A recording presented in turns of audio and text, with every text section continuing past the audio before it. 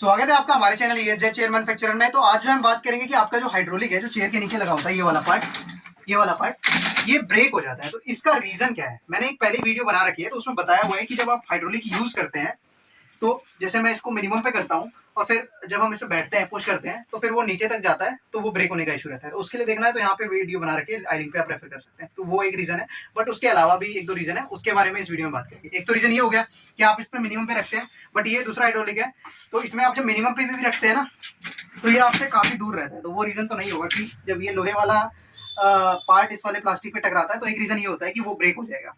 ये हाइड्रोलिक वाला प्लास्टिक, वो ब्रेक कैसे होता है दिखाता हूँ मैं आपको। हाइड्रोलिक पहले दिखा देता हूँ। ये हाइड्रोलिक है जो ब्रेक हो रखा है, ये इनका, ये देखिए एक पार्ट जो है ब्रेक हो रखा है, इसमें से आवाज भी आ रही है ना, मैं भी वीडियो में पता नहीं इतना क्लियर है कि नहीं, बट इसमें से आवाज आ रहा है काफी। तो ब्रेक वाला पार्ट सारा इसमें फंसा हुआ है, ठीक है। तो एक तो ये रीजन होता है, ये मैं, और हाँ ये निकल गया, ये ऐसे फिर वोबल, ये और पूरा टूट जाएगा तो ऐसे ही वोबल होने लग जाएगा। ये देखिए काफी टूट गया। अब इसमें से निकालता हूँ, ये प्लास्टिक के, ये देख रहा हूँ ये टूट के इसमें गिर गए हैं। तो ये रीजन, एक तो रीजन होता है कि आपका जो ये लोहे वाला पार्ट है इस प्लास्टिक पे आके बार बार टकराता है, तो बट इसमें जो हाइड्रोलिक है ये इसमें नहीं टकरा रहा है, बट आपके में हो सकता है कि आपका जो दूसरा हाइड्रोलिक लगाओ और वो नीचे आके टकराता हो। एक तो ये रीजन हो सकता है।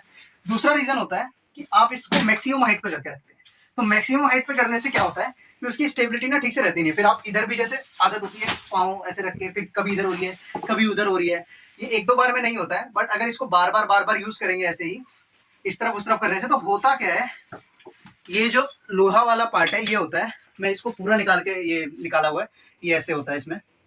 तो ये वाला पार्ट जो है इस वाले प्लास्टिक से जब हम ज्यादा हाइट पे करके रखते हैं और एक तरफ इधर उधर हम बैठते हैं, तो क्या होता है, ये भी इधर उधर होने की कोशिश करता है। तो इधर उधर होने की कोशिश करने की वजह से क्या है, ये जो अंदर प्लास्टिक लगा हुआ है इस हाइड्रोलिक में, उस पर क्या करता है, फोर्स लगाता है। तो जब इसमें फोर्स लगाएगा तो ये वाला जो पार्ट है, ये तो प्लास्टिक का पार्ट होता है, बट ये वाला मेटेलिक होता है, ये भी मेटेलिक होता है। तो ये मेटेलिक वाले पे प्रेस करता है, तो इसकी वजह से क्या है, ये जो इसके प्लास्टिक है ये जो है टूटने लग जाते हैं। तो इसके लिए क्या करना चाहिए आपको, इसको जब भी आप यूज करें तो इसको हल्का बीच में मिडल हाइट पे कर लीजिए।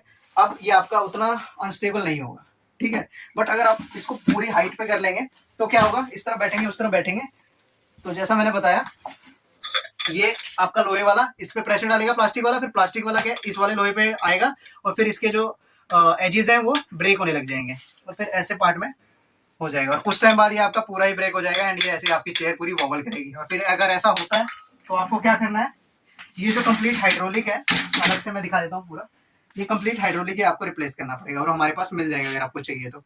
बट यूज करने का तरीका यही होता है। एक तो ये रीजन हो गया, एक तो आपका लोहा टकराने का है, लोहा जब इस प्लास्टिक वाले पार्ट से टकराता है। दूसरा आप ज्यादा हाइट पे करके और फिर इस पे करते हैं, जिस वजह से वो वोबल होती है और लोहे वाला पार्ट प्लास्टिक से टकराता है। तीसरा रीजन होता है कि मान लीजिए आपकी चेयर का कोई पार्ट ब्रोकन है। क्या क्या पार्ट ब्रोकन हो सकते हैं, या तो ये लोहे वाला पार्ट ब्रोकन है जिस वजह से चेयर वोबल हो रही है, या फिर आपका व्हील या कोई कुछ ब्रेक हो गया है, बट आप कुछ लगा के काम चलाओ काम करके पत्थर लगा गया कुछ भी, या फिर कुछ भी नहीं लगा के आप ऐसे यूज कर रहे हैं। अब ऐसे यूज करने पे चेयर क्या है, टेढ़ी है आपकी, चेयर आपकी टेढ़ी है, फिर वही काम दोबारा यहाँ पे हो जाएगा।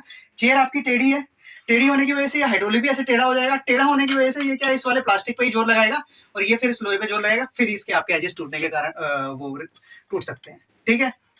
मान लीजिए मैंने ये वाला व्हील निकाल दिया, तो चेयर क्या हो गया, ऐसी टेढ़ी हो जाएगी। टेढ़ी हो जाएगी, जब इस पे बैठेंगे तो फिर ये लोहा भी टेढ़ा होने की कोशिश करेगा, टेढ़ा होने की कोशिश करेगा, इस प्लास्टिक पे प्रेशर डालेगा, प्रेशर इस लोहे पे आएगा और फिर इस प्लास्टिक के एजेस टूटेंगे, क्योंकि जो चीज कमजोर है वही टूटेगी ना आपकी, फिर ये टूटेगी, फिर आपकी ये हाइड्रोलिक भी टूट जाएगा।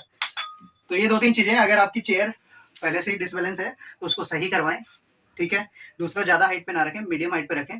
और तीसरा, आप जब इसको मिनिमम हाइट पे भी रख रहे हैं तो ये ध्यान दे दीजिए कि कहीं ये वाला लोहा इस वाले प्लास्टिक पे हिट तो नहीं कर रहा।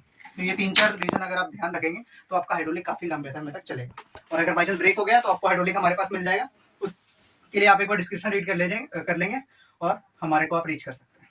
Thank you, have a nice day, bye.